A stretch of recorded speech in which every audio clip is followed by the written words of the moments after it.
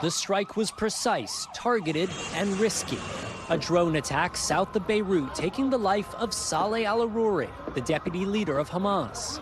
The assassination carried out in a stronghold of Hezbollah, the Iranian-backed Lebanese militant group that's now threatening to retaliate against Israel.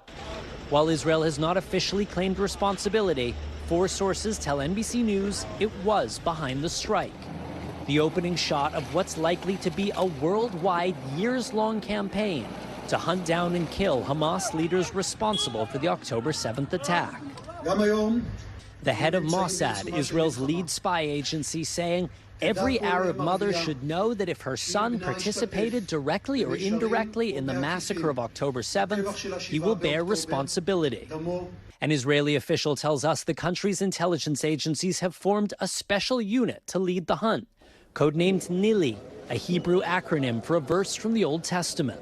50 years ago, Israel mounted a similar assassination campaign against the planners of the 1972 Munich Olympics massacre, when 11 of its Olympians were killed in an attack by Palestinian militants. Hamas offices are spread throughout the Middle East, from Turkey to Lebanon to Qatar.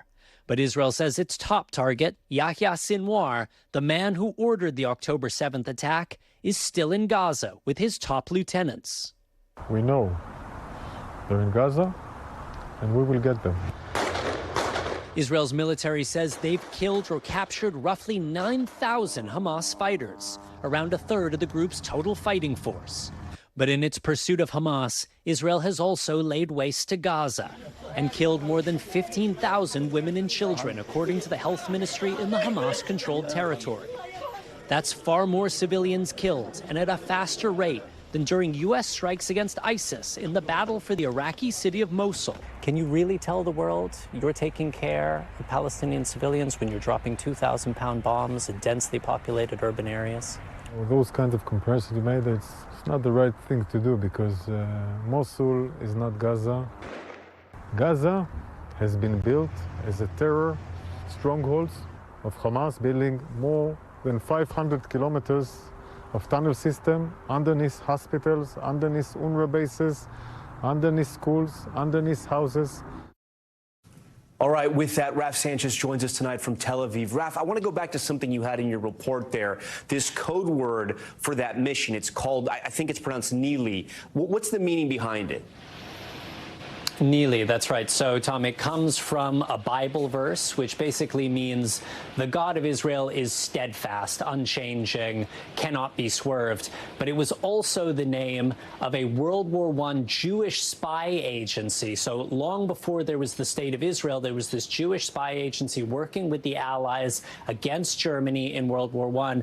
And people here, when they're joking, but also not joking about the importance of intelligence, they say that before there was the State of Israel, there were Israeli spies like these ones. Tom? Raf, I also know you have some new reporting. The big headlines, at least here in the U.S. right now, are about sort of the new war plan in Gaza.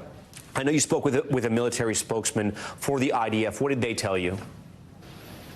Well, they told us that their focus right now is on the south of Gaza. That is where Hamas's leaders are hiding, they say. But, Tom, it is also where most of the 2 million Palestinian civilians in Gaza are concentrated. And I asked him, given that the fighting is in the south, when are they going to allow those displaced Palestinian civilians to get out of harm's way, to return to their homes in the north? He would not give a timeline on that. And he said, ultimately, it is a decision for the Israeli government, not for the Israeli military. Tom? Raf Sanchez for us from Tel Aviv. Raf, we thank you for that. Thanks for watching. Stay updated about breaking news and top stories on the NBC News app, or follow us on social media.